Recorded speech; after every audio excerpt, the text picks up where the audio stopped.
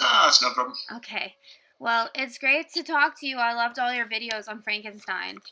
Oh, thank you. You're welcome. And I see you're wearing a Bride of Frankenstein pin.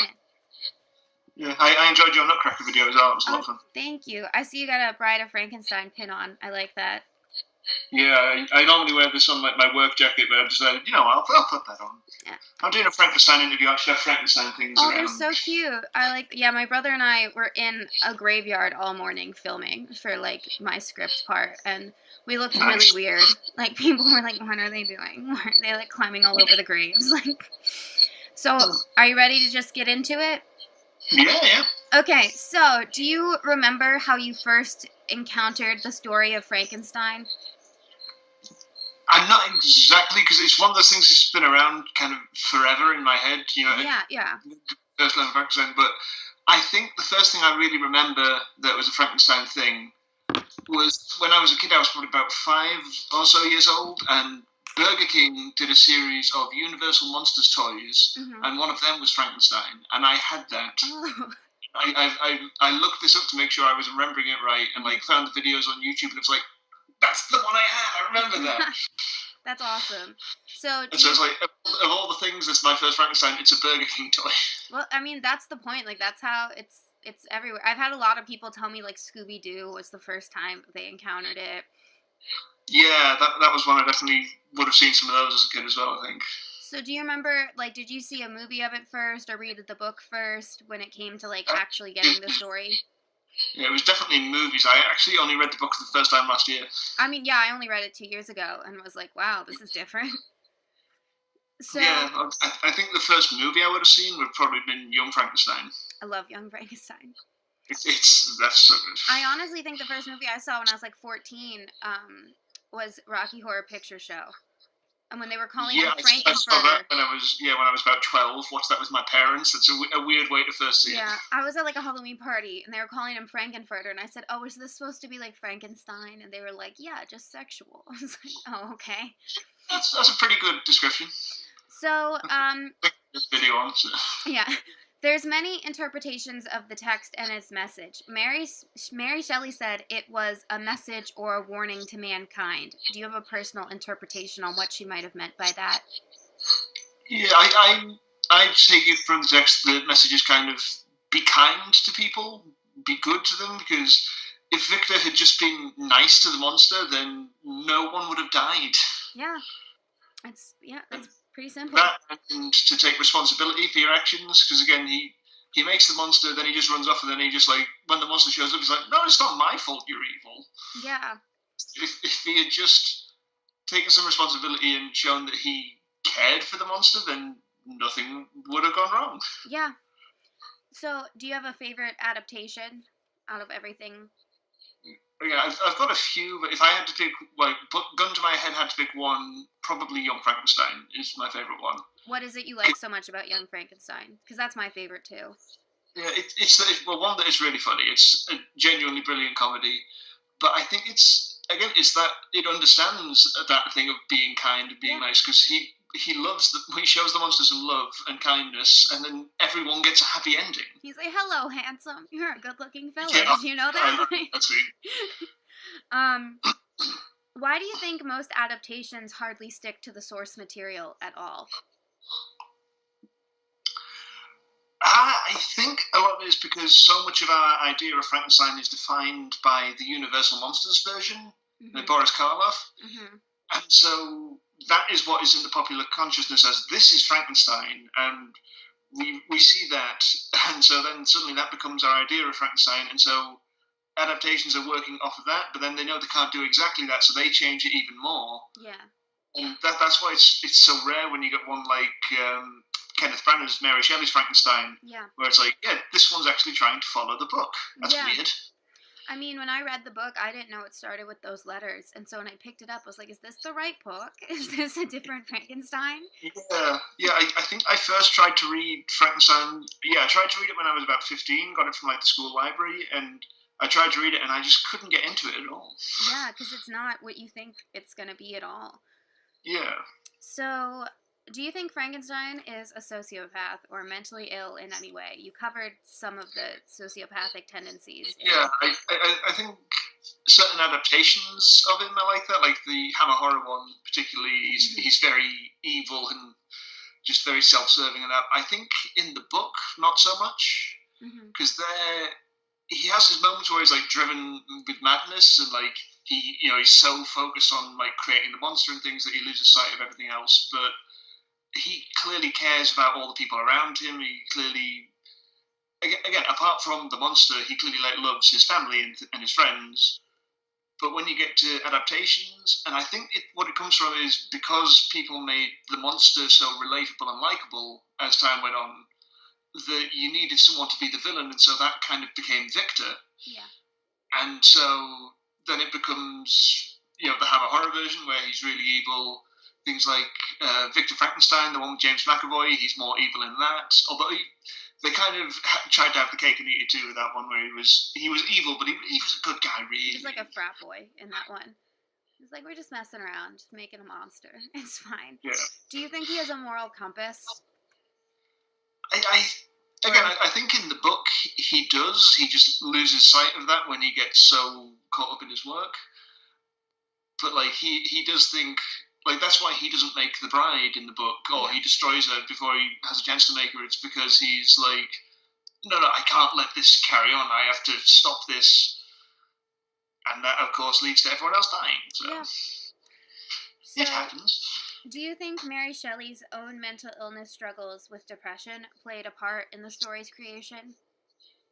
I definitely think some of the tragic things that happened to her were definitely, because obviously she lost a child, like in the summer before, or like a few months before they met up in the Villa Diodati. She lost her baby girl, who was born premature, about a year before, and then had her son right before they went to Geneva, and then shortly after Geneva, she had another daughter, and then within the same year, like that she was working, they both died as well. Died. Yeah. And then in the time between that summer and when it came out in 1818, her sister killed herself, and Harriet Shelley killed herself, and Claire and had her child taken away from her. Yeah, and like the whole time, her father had basically disowned her, except for when he was writing to Percy to ask for money. Yeah. He was like, I hate you. She had a very tragic, hard life. Yeah. So I think there's no way it couldn't have influenced her writing. I think she had more of that. I've not actually read most of her stuff, like any of her stuff from after Frankenstein, but as I understand, stuff like Matilda is particularly based on like her relationship with her father and things. Yeah. But I think because Frankenstein is so much about abandonment and loss, it comes from how her father treated her and how she was feeling from losing a child and things like that. Do you have I think that, Do you have any opinion on the fact that, like, so many people regard the creation of this story as that anecdotal thing of, like, oh, they were at a party in, like, Geneva, and they were like, let's make a ghost story, and they say it like she just, like, that was like, oh, here's Frankenstein, and then it was instantly famous? Yeah, I don't think that's... I don't think she came up with it that easily. Yeah. Because for one, I mean, it didn't even get published until, like, 2 years after that. But I think it's... A big part of it is just... She spent a lot of time coming up with it. I think she might have had the idea as a result of that Ghost Story Challenge, but I don't think it was a fleshed out thing until quite a while later. And like I said, I think it wasn't instantly famous either, because it was published anonymously originally. It wasn't under her name, and everyone thought Percy Shelley wrote it. And it got popular because it was put into lending libraries. So it would get lent out like a volume at a time to people because it was in 3 volumes originally as well. Yeah. Do you have any thoughts on like the whole it had to be published anonymously because they wouldn't publish that story under a woman's name? Yeah, I'm not sure. I think it's a shame that it was. I'm glad that she did eventually. I think it was 1823 she got the version with her name on, and then 1831 was the second edition. Yeah. That was... it was because there was the play version, Presumption, or The Fate of Frankenstein, was really popular, and so I think by that point everyone already kind of knew she was the one who'd written it, but that was what officially got it back in popular consciousness. What's crazy about then is there was no copyright laws. So, like, she came back from Italy, and there was all these plays being put on of it, and I'm like, that's crazy that, like, she got no money from, like, all of that. Yeah, all these plays of her novel that just, like, she went to see Presumption, I think. Like, yeah, she took her father to see it, actually. I remember hearing about that. And well, and a lot of times she saw nothing from that. Writers, like, only got paid once. Like, they got paid for the book, and then, like, that was it. It's not like now where, like, every copy the writer gets some of it. And so it's crazy, like, if this, like, by today's standards, she would have been, like, one of the richest writers that ever lived because of how popular it was. Definitely. And I think about that a lot. Like, now it's, like, one of the most sold books, and she's getting no money because she's dead. But I actually have that same edition of Frankenstein that's behind you, that big annotated one. Yeah, I need to get, like, a good go through it, but it's really good. Yeah, I've gone through about half of it, and it's great. I have so many editions. Like, and what's sad? I've got about 5, all of them that I bought last year. Yeah, I have. I have a bunch, and then I have, like, biographies, and then I have, like, books that are, like, spin-off stories or, like, retellings. What's sad to me is some of the editions say on the inside, Mary Shelley reserves the moral right to be recognized as the author of this piece of fiction, and I think that's so sad. You know, that was ever a thing that had to be done, because, like, you almost never hear a story of, like, a male author of that time having his name taken off of something. Yeah, it's so bizarre to me that it was published anonymously in the first place. It's like only after it became a big deal, because just weird thinking that people would have thought Frankenstein I'll never catch on. Yeah, I mean, because you can't even imagine now a book coming out published anonymously. Like, that would be seen as so weird. You'd be like, why wouldn't you put the person's name on it? But well, at the minute I'm reading Wuthering Heights, and that was, like, originally published. Yeah. Emily Bronte put it under a man's name. So did Jane Eyre, and then when Charlotte Bronte came out and said, I wrote this, they didn't believe her because it was, like, so dark, and so they hired, like, analysis people to come in and figure it out, and the thing that made them decide, yes, a woman did write this, is in Jane Eyre, there's a lot of passages about, like, the details of a woman getting dressed and undressed and how their clothing worked, and they were like, well, men don't know how their clothes work. And I was like, so that's how you decided it. Men have no idea how women put their dresses on in the 19th century, so you're like, had to be a woman, because... Yeah. Well, it's interesting reading Wuthering Heights. There are a lot of similarities to Frankenstein in I that. haven't read it yet. Particularly in Heathcliff, he feels a lot like both Victor and the monster in places. Yeah, it's really interesting. I really need to. I've read a lot of Bronte work, but that's one of the ones. It's, like, right there that I, like, haven't gotten to yet. Because, like, Jane Eyre is one of my favorite books, so I'm sure I'd like Wuthering Heights because it's. I've never read Jane Eyre, but Wuthering Heights is. My friend got me it for Christmas because I said to her that I thought it was a romance novel, and she's like, oh, no, it's a horror. Oh, yeah, people are like, oh, Jane Eyre's a romance. And I'm like, did you fucking read it? I'm like, no, it's not. Jane Eyre, like, there's romance in it, but it's the most uncomfortable romance. You'll be rooting for it and then hate yourself that you're rooting for it because it's so messed up, and what's going on is so messed up in the book. Yeah, I watched, like, a movie of it the other day with Michael Fassbender, and it was the best thing. Have you seen, because, I mean, you seem like you've seen a lot of the Frankenstein movies. Have you seen, it came out last year with Elle Fanning. It was just called Mary Shelley, and it was just about... Yeah, I did do a video on that one. Oh, yeah, I need to watch that. I loved it. I thought it was pretty good. Like, I thought as just kind of like a Cliff Notes version of it. Yeah, it's very quick. It skips over a lot of things, but it's... I mean, because there was a lot of stuff that, like, there's no way they were going to get that in 2 hours. Like, they didn't go over that Claire, her name was Jane, because, like, there's no point in that. Like, yeah, and like, Fanny wasn't in the story. Halfway in, I was like, so Fanny's just not there then, okay. And, like, I think they changed how she met Percy, because I don't think she met him in Scotland. It was after she come back, but I watched it, though, with my friend who, like, because I'd just read a biography about her, like, a month or two before. And then I watched it with my friend who hadn't read anything and didn't know much about her life, and so it's just the two different experiences of me going, but they've changed this bit, and I was going, that's just interesting. Yeah, and what I noticed the way they edited it when she was, like, getting the idea for Frankenstein and writing it is they made it look like she did it in one night. Like, she just sat up and was like, yeah, Frankenstein. Like, and they're showing, like, all the sad things, and I liked that scene where they were showing all the horrible things of her life and how they fit into the themes of Frankenstein. But then they like show her getting food from the kitchen and like Claire's awake and I'm like, am I supposed to think? And then she comes out to Shelley and just slams it down and I'm like, yes, I did it. I did it in one night. And I was like, that would be so baller if she had, but yeah, like no, I don't quite think so. No. I liked, but I mean, I liked how they did her. Like, I think it and Elle Fanning was so good at being Mary Shelley. I thought Douglas Booth was really good as Percy as well. Yeah, like, I think it was so well cast between the two.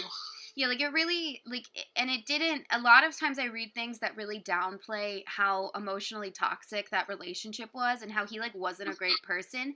They try to be like, oh, they were so in love. And I'm like, yo, he was, like, married with kids when he ran away.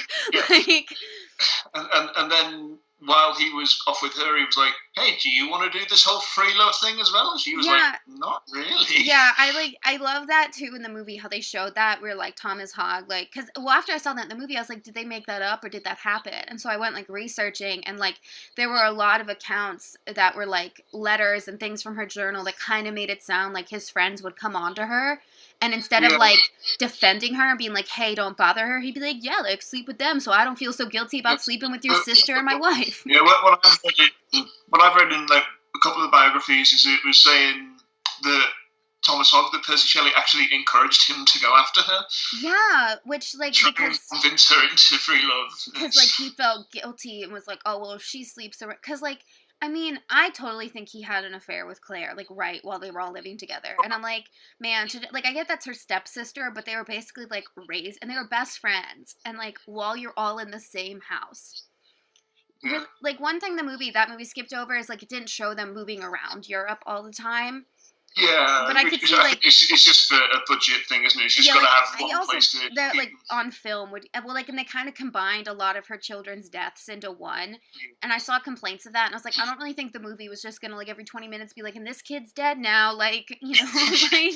Yeah, like just... within the 2-hour runtime, show her having 3 kids who all die. Yeah, like, I was amazed how much they fit in, because it's such a, like, I mean, and that's not even, I mean, and the movie didn't do her whole life, it just did to Frankenstein.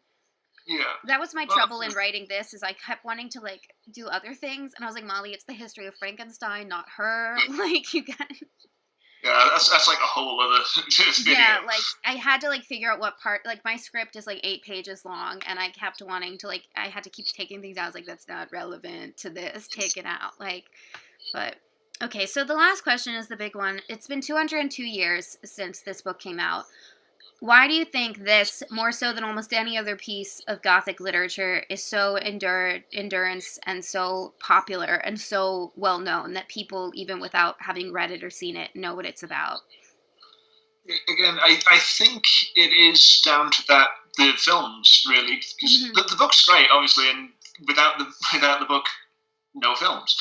So I really think that Boris Karloff, James Whale, Universal Monsters one, it just absolutely had so much of an effect on cinema, and it was so iconic, and it was the design of it by Jack Pierce was so good and could be used in so many things, like in adverts, in toys, like, you know, it's been used to sell cereal. Yeah. I think just that, with its iconography, has just stuck around in our minds so well. And then so people see that and they want to do their own spin on it and that it's changed and evolved over the years. But I think it is through that it is why it's stuck around so long. Because you get a lot of other books from that time, like say for example, Dr. Polidori's one that he wrote for the same competition, The Vampire. No one really remembers that one, other than as a footnote to being about Frankenstein. Yeah, and I one time I was talking to someone I took a science fiction literature class in college, and at one point we only read things by white men, and at one point I was like, why is there nothing by women on the syllabus? And my teacher said... when a woman invented sci-fi. Yeah, well, my teacher said, well, women don't really write science fiction, like, that's just kind of statistically how it is, and I went, okay, no, it's not, because a woman invented it, and also, have you heard of things like Ursula K. Le Guin, like Suzanne Collins, like Margaret Atwood, and... I got, like, me and this other girl in the class, there was me and one other girl in the science fiction class, and the rest was, like, white old guys who you could tell, like, hadn't been on a date in a while, and we're like, and I started arguing with us that like Frankenstein didn't invent science fiction. It wasn't that important. And they were like, what about like the great science fiction of like Dr. Jekyll and Mr. Hyde? And I was like, well, that came out in 1886. So I don't really think that would have taken off if there weren't because like it takes so much from Frankenstein in that story. Yeah. Yeah, but what I find true is how it's always kind of clubbed together with those stories that came so much later. Like, yeah. I think because of the Universal put him together with Dracula. Yeah. Well, like that's Dracula, but Dracula's like 79 years later. Well, like Universal is like really the reason that every single trope that doesn't happen in the book is what people think. Because I started thinking when I was rewatching Young Frankenstein this Halloween, I was like, why are they in Transylvania? This story takes place in Ingolstadt, and I looked it up, and I was like, why Transylvania? And they were like, well, because there was the House of Dracula, which was the sequel to House of Frankenstein, so everyone was just like, yes, Transylvania, that's where it all went down. And then I kept being like, I was watching Young Frankenstein, and I was like, where the hell did Igor come from? Who is this character that's always there? And I looked it up, and they kind of just, like, people consider Dracula and Frankenstein in the same vein. So, like, of course he has an assistant and lives in a castle in Transylvania, and it's like... The first one that was called Igor, it was in Son of Frankenstein. It was Bela Lugosi, and he didn't have, like, the hunchback, though. He had, like, a broken neck because they'd hanged him and his neck broke, but he survived, and so they let him go. Yeah, I wrote this somewhere. It was, like, the first one was, like, named Marty or something, and then, like, but the idea of him having an assistant came directly from Dracula and stuff. And then, like, you know, that it's alive. He never said anything. When I read the book for the first time, I missed it, that the monster had come alive, because it happened so quick. And then, like, I talked about it online so much the year I read it that other people who follow me were like, I'm going to read Frankenstein. And then they would tweet me and be like, did you miss it when then the monster came alive when you read it? And I was like, every time I read it, I miss when the monster comes alive. I'm like, oh, okay. Because you're, like, waiting for the big thing. You want that moment where it's like, it's alive! Yeah, we were filming in the graveyard, and I, like, had broken up my script into, like, what location I would be at for which parts. And so I'm breaking down the tropes in the graveyard and, like, which ones aren't real. And literally, I had a line where I was like, he said, it's alive, right? Wrong. And I go into it, but I felt so weird in a graveyard shouting, like, it's alive! And then being like, this is disrespectful. But, so... It just makes me think, one of the films that I did the videos about the Frankenstein, the true story. Yeah. It's got this whole weird thing at the start where James Mason is, like, walking through the graveyard and it's like, here's Mary Shelley's grave at St. John's Wood in London. I'm like, that's not where her grave is. Yeah, like, that's such a weird change. I told my brother while we were in the graveyard today, because he was filming for me, and I was just telling him, like, fun facts that I couldn't fit into the documentary because they happened so later in her life. And so I was like, do you want to know, like, how hard Mary Shelley went? I was like, okay, her husband died, right, when they were in their 20s. And she took his heart, not, like, embalmed, not preserved, just his heart. I was like, took his goddamn heart and wrapped it in a piece of his poetry, kept it in her writing desk, didn't tell anyone. And my brother was like, and no one found out. I was like, her son did when she died, and he went to clean out her desk. They found it, like, when they were clearing through her desk, like, a year later. One of, like, the women, I was interviewing a writer from Bustle for this a few weeks ago, and she was like, she went over, like, how Mary Shelley was just, like, the OG goth, and how, like, she taught herself to read by, like, reading gravestones. And then she was like, do you know what she did with her husband? His grave. Yeah, she traced her mother's grave, and, like, well, while we were filming today, these two women were like, oh, what are you filming for? And we were like, a documentary. And they were like, about what? And we were like, Frankenstein. And they were like, oh, how interesting. And we were like, yeah, right now we're talking about Mary Shelley. And then I was like, did you know she taught herself to read by tracing the letters on tombstones? And these women were like, so, like, blonde, rich, white ladies. And they were like, oh, that's interesting. Like, horrifying. Like, yeah, well, I was down in London back in October and actually saw her mother's gravestone. Yeah. So which is like, she's not actually buried there anymore because they, like, exhumed all the bodies from that graveyard to, like, because they were laying a train line or something. And so, but her body is now moved and it's buried with Mary in Bournemouth. Yeah, I asked my brother while we were in the graveyard, I said, as an atheist, what are your thoughts on graveyards? And he said, they're a little unnecessary. And I kept thinking about that too, that, like, she preserved his heart because, like, it was never, like, confirmed if she was an atheist, but, like, her dad was and Shelley was. And, like, I always have a thought, like, I've had arguments with people over whether she's an atheist, and I'm convinced she was because I don't think someone who believed in God in a time period like that was so religiously devout, like, publicly, like, I don't think they would have even considered to write something like that because they'd be like, this is an affront to God. Like, I don't think anyone but an atheist in that era would have had the nerve to write it. Yeah, I when you consider, like you say, her father was an atheist, her mother was this political radical, and she grew up reading so much of her writing. Yeah. I think that I've never really put much thought to it, but I think she might have like publicly said, "Oh no," if anyone asked her, "Oh no, I believe in God," sure, but I don't think there's any real record of it. Yeah, but there's so many records of like Shelley, the records are basically state that just Mary was a super private person because she grew up being like the daughter of these two famous writers and then the mistress of this famous poet. And Shelley, when they had met, had just been expelled from Oxford for writing a pamphlet about how you couldn't prove God existed. And it's just, I mean, because it was not quite illegal, but it was like a hair away from being illegal to be an atheist. And like, my brother's an atheist, and we live in Maryland in America, and in our state, it's illegal to run for office if you're an atheist. Like, that's fair. And there's a lot of states in America where if you are an atheist, you cannot run for office. So it's like a separation of church and state, as long as you're like part of a church. Like it's like, so I was thinking about that a lot. I was like, well, she was probably quiet about it because she was already living like this huge scandalous life, and like, but when I interviewed someone from the Frankenstein Bicentennial Project, and he said, well, I don't know if she was an atheist or not, he said, but I find it interesting that none of the characters ever reference God as a moral compass when every other character in literature back then did. Like, you read Jane Eyre, and like every other page, she's like, what would God think? And he says, and also, the monster finds all these books in the woods. Weird he doesn't find the Bible.